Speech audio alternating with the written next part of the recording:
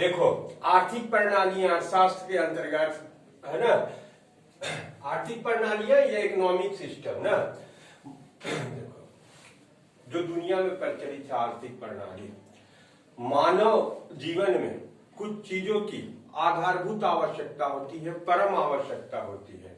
जैसे भोजन तो करेगा ही, जल पिएगा ही, कपड़ा उसको चाहिए ही, रहने के लिए मकान चाहिए ही। माने जीवन के लिए कुछ ऐसी जरूरतें हैं जिसके बिना मनुष्य का जीवन का कल्पना नहीं किया जा सकता है।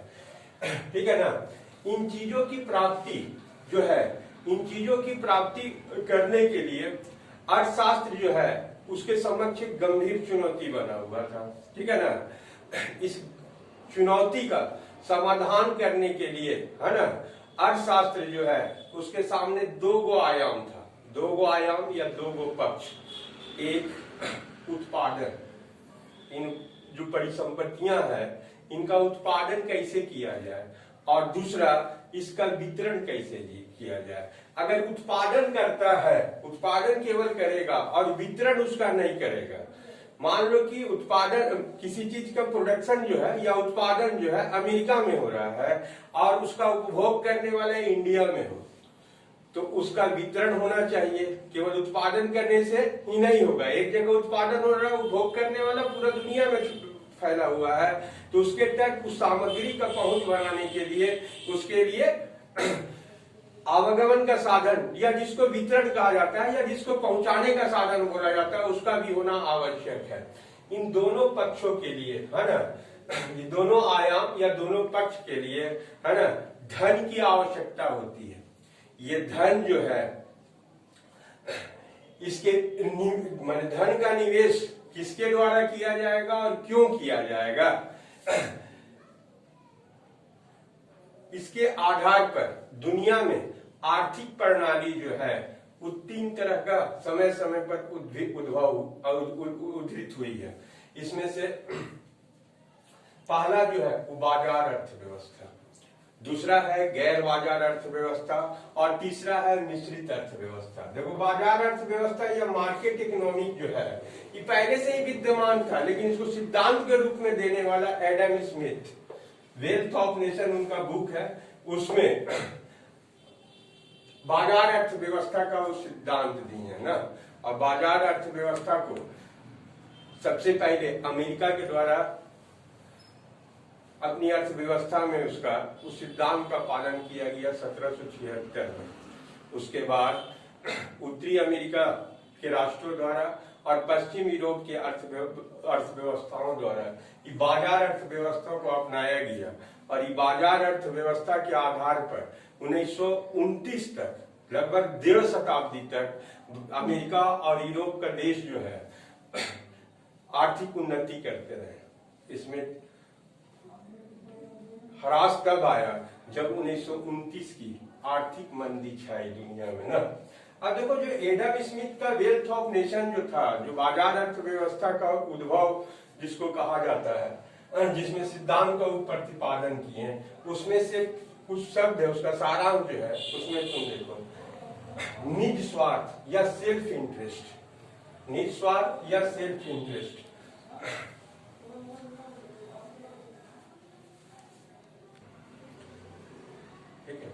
एडम स्मिथ का जो वेल्थ ऑफ नेशन है उसका सारांश जो है जिसमें बाजार का सिद्धांत दिए, निज स्वार्थ, निज स्वार्थ या सेल्फ इंटरेस्ट। आर्थिक गतिविधि करने वाला जो उद्यमी है वो निजी स्वार्थ के लिए ही है ना धन को लगाते हैं। ठीक है ना। दूसरा है इनविजिबल हैंड या अदृश्य हाथ। अदृश्य हाथ का मतलब है वही उपक्रम जो कि धन लगा रहा है, और वो काहे लगा रहा है इसके बारे में कि धन को कौन लगाएगा और क्यों लगाएगा ना, उसका उत्तर प्राप्त हो जाता है कि धन लगाने वाला उद्यमी होगा बाजार अर्थव्यवस्था में। और क्यों लगाएगा, तो क्यों लगाने का मतलब है कोई भी फर्म अगर धन लगाता है या कोई व्यक्ति धन का इन्वेस्टमेंट करता है तो वो अपना लाभ के लिए ही करता है ना। इनविजिबल हैंड, अदृश्य हाथ का मतलब उद्यमी हुआ ना।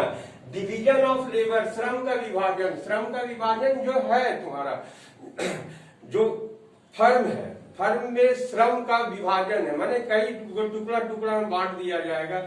एक तरह का श्रम को एक तरह का व्यक्ति करने से, एक व्यक्तियों का समूह करने से उसमें उत्तरोत्तर वृद्धि आता है। श्रम में जो है क्वालिटी उसका डेवलप करते रहता है। तो इसमें अधिक से अधिक लाभ प्राप्त करने के लिए डिवीजन ऑफ लेबर है ना, श्रम का विभाजन करना है, जिससे अधिक से अधिक उत्पादन होगा ना, और बेहतर उत्पादन होगा। अदृश्य हाथ के स्वस्थ परिचालन के लिए है ना, चौथा पॉइंट जो है उसका, अदृश्य हाथ के स्वस्थ परिचालन के लिए बाजार जो है उसको अकेला छोड़ देना चाहिए ना। वहां पर मांग और जो पूर्ति है उसके आधार पर बाजार का नियंत्रण अपने हो जाएगा, माने बाजार अपने चल जाएगा, सरकार को हस्तक्षेप यहाँ नहीं है ना। कंपटीशन यहाँ रहता है क्योंकि एक से अधिक फर्म पहुंचता है, इसलिए कंपटीशन रहेगा। लेसेंस फेयर की नीति, लेसेंस फेयर की नीति का मतलब ये होता है बाजार को अकेला छोड़ दो, है ना। लेसेंस फेयर जिसके अंतर्गत बाजार को अकेला छोड़ देना है, सरकार का अहस्तक्षेप रहेगा, है ना। सरकार इसके लिए कोई नियम नहीं बनाएगी, बल्कि बाजार अपना नियम अपने तय कर लेगा ना। इसको प्राकृतिक स्वच्छंदता की नीति कहा जाता है ना, the system of natural liberty कहलाता है, ठीक है ना।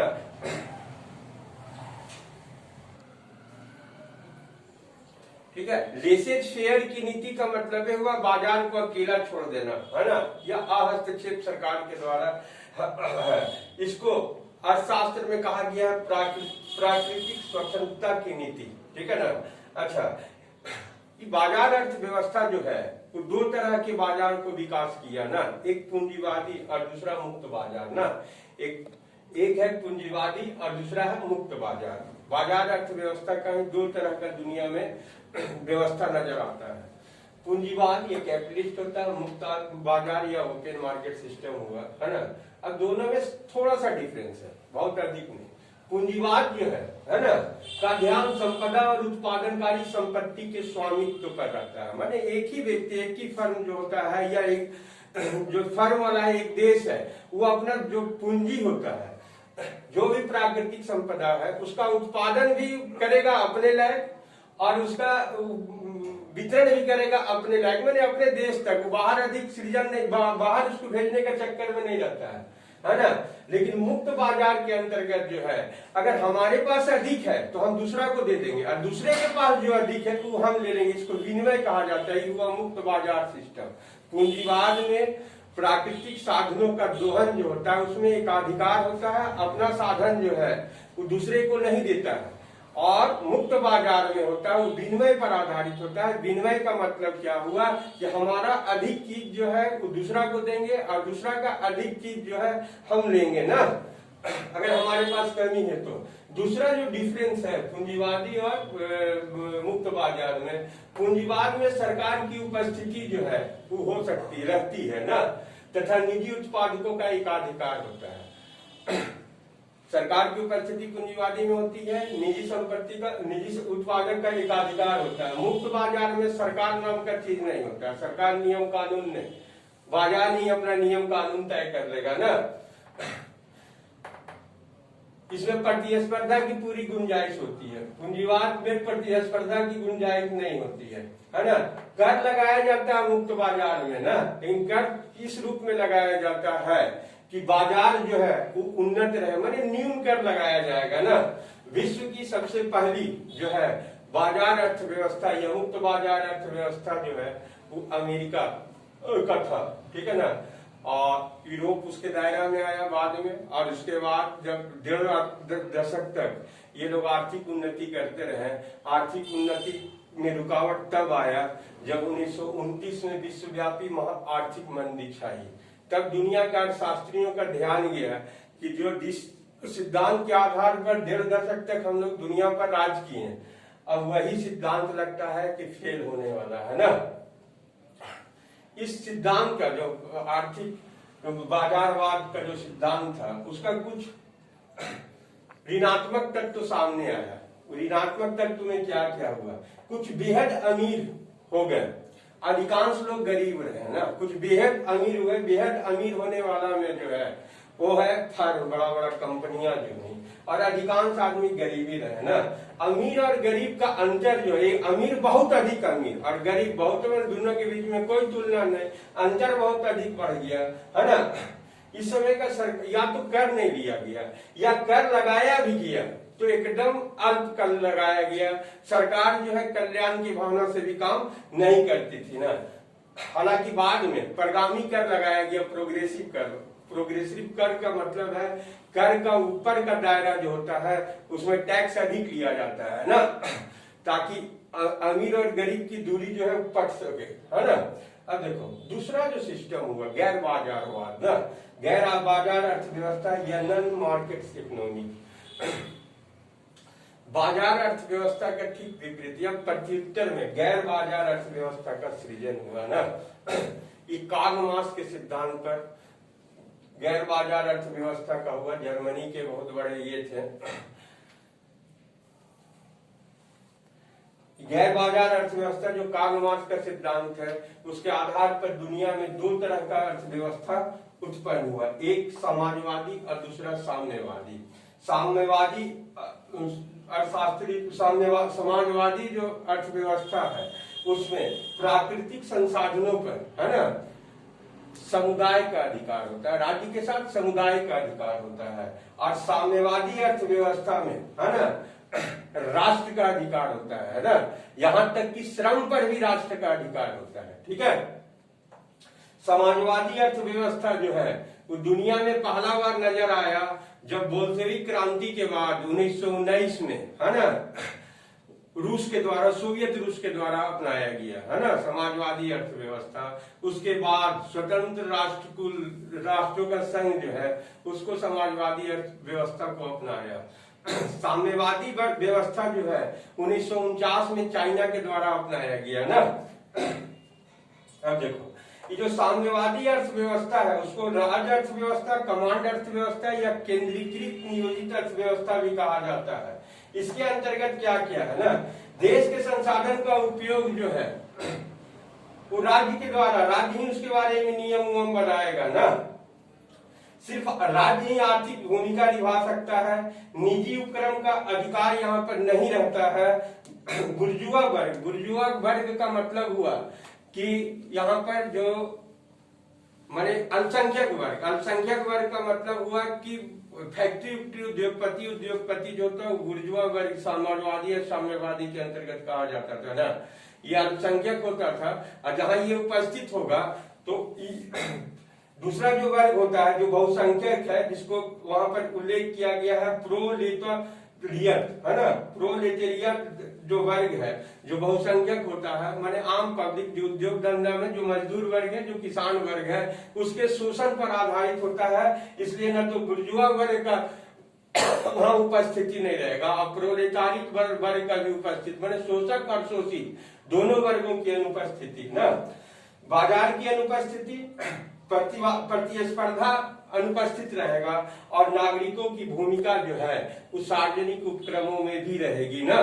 नागरिक की भूमिका लेबर यूनियन के बदौलत जो है उस सार्वजनिक उपक्रम में भी वो अपना वहां पर अपना डिमांड रखता है और अपना उसका डिमांड को सुना जाता है। इंडस्ट्री जो है चलाने में भी उसकी महत्वपूर्ण भूमिका होती है ना। किस चीज का उत्पादन करना है और कितना उत्पादन करना है, इस सब तय जो है, कितना मूल्य होगा उस सबका सब तय करता है, राज्य के द्वारा ही तय किया जाता है ना। अब देखो ये जो है बाजार, ये जो गैर बाजार अर्थव्यवस्था समाजवादी और साम्यवादी में ये जो तत्व रहता है इसका कुछ दुर्गुण भी है ना। ये दुर्गुण जो है इसमें ऋणात्मक तत्व जो है उस संपत्ति सृजन पर इसमें बल नहीं दिया जाता है। संपत्ति सृजन पर बल नहीं देने का कारण है ना कि अधिकतम लोक कल्याण के लिए काम करने वाला सरकार होता है ना, तो यहाँ पर अधिक से अधिक लाभ के बारे में चक्कर में नहीं रहता है। और जब लाभ नहीं होगा तो फिर रिटर्निंग माने जमा नहीं होगा, पूंजी क्रिएट नहीं होगा, तो वही ये संपत्ति सृजन पर बल नहीं है। आने वाला समय में इन्वेस्टमेंट नहीं हो पाता है, इसमें इष्टतम उपयोग नहीं होता। प्राकृतिक संसाधन चूंकि नियंत्रित उसका उपयोग किया जाता है, इसलिए जितना अधिक उसका जरूरत है उपयोग करना उतना उपयोग हो नहीं पाता है। नतीजा होता है कि बर्बाद होता है ना। गैर लोकतांत्रिक तरीका है। गैर लोकतांत्रिक तरीका का मतलब है, क्योंकि लोकतंत्र उसको कहा जाता है जिसमें स्वतंत्रता पूर्वक जीने का अधिकार है। यहाँ पर अधिकांश चीज में राज्य के द्वारा जो है हस्तक्षेप होता है ना। एक तो बुर्जुआ वर्ग का अनुपस्थिति वहाँ दिखाई देता है, इसका सिद्धांत में है। बुर्जुआ मतलब शोषक, लेकिन राज्य ही शोषक बन करके उभरता है। ये तीन इसका ऋणात्मक तत्व है ना।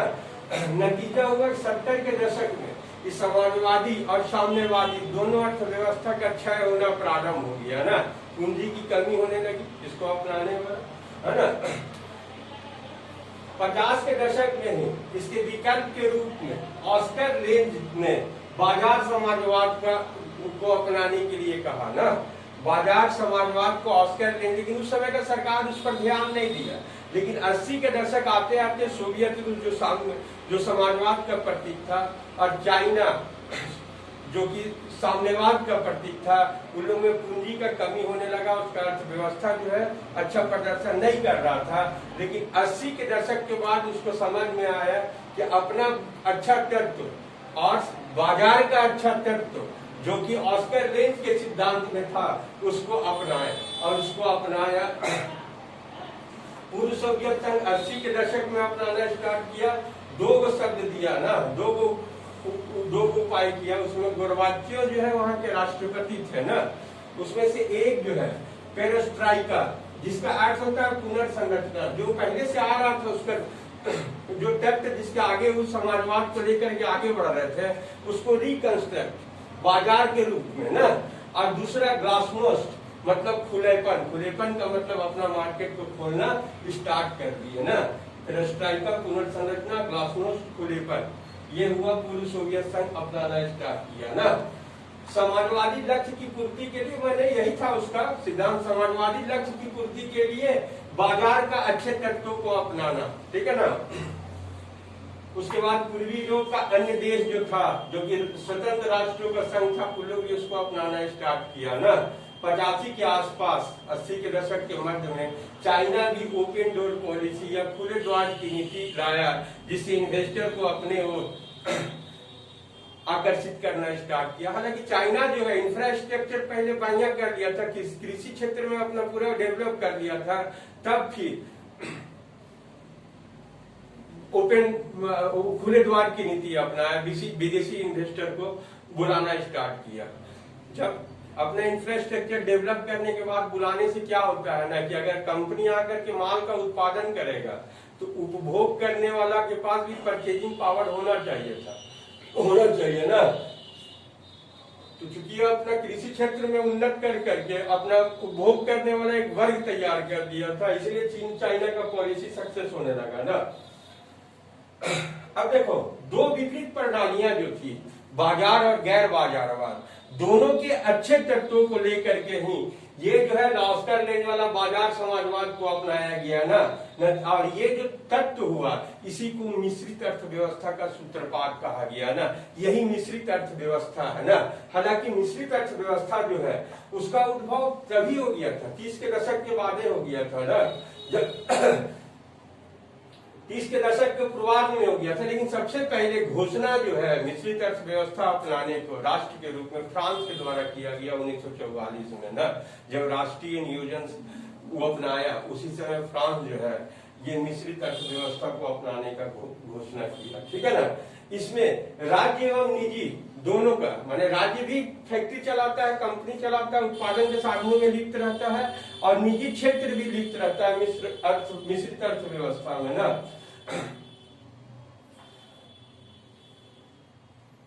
ठीक है ना। निजी क्षेत्र निजी वस्तुओं का उत्पादन करते हैं ना, और जो लोक कल्याण से रिलेटेड रहता है वहां सरकार जो है अपना इन्वेस्टमेंट करता है ना। अब देखो, लेकिन एक चीज है इसमें कि निजी क्षेत्र जो है और सार्वजनिक क्षेत्र जो होता है उसका कोई तय परिभाषा नहीं है। ये हो सकता है कि आज जो निजी क्षेत्र का है कल उसको सरकारी क्षेत्र, सरकार उसमें इन्वॉल्व होना पड़ेगा, या आज जो सरकारी क्षेत्र में है हो सकता है उसमें निजी क्षेत्र आए। वो वाला सिस्टम नहीं कि बाजार का एक सिद्धांत के तहत चला, चाहे गैर बाजारवाद, समाजवाद और साम्यवादी एक सिद्धांत के तरह चला। मिश्रित अर्थव्यवस्था में कोई अंतिम सिद्धांत नहीं है, बल्कि सिद्धांत जो है वो परिवर्तनीय है। ठीक है ना।